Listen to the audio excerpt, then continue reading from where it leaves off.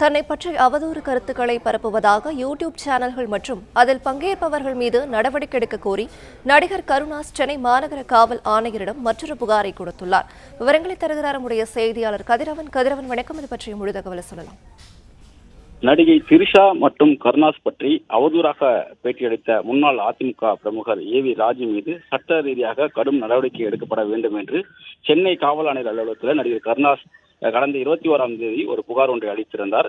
இந்த நிலையில மேலும் ஒரு புகாரை நேற்று காவல் ஆணையர் அலுவலகத்தில் கருணாஸ் அவர்கள் அளித்திருக்கிறார். தன்னை பற்றி தவறான தகவலை பரப்பும் தமிழா பாண்டியன் மற்றும் நடிகர் பைல்வான் ரங்கநாதன் மீது நடவடிக்கை எடுக்குமாறும் நடிகர் கருணாஸ் அந்த புகாரில் தெரிவித்திருக்கிறார்.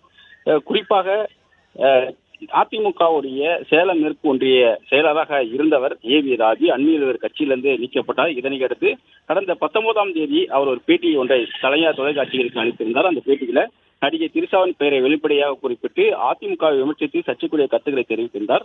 இது சமூக வலைதளங்களில் வைரலானது. இந்த பிரச்சனைக்கு திரைப்படங்களும் பலரும் கண்டனங்களை தெரிவித்திருந்தார்கள். நடிகை திரிஷாவும் இதற்காக நோட்டீஸ் அனுப்பிய நிலையில திரிஷாவின் மனம் புண்பட்டிருந்தால் மன்னிப்பு கேட்பதாகவும் அவர் தெரிவித்திருந்தார்.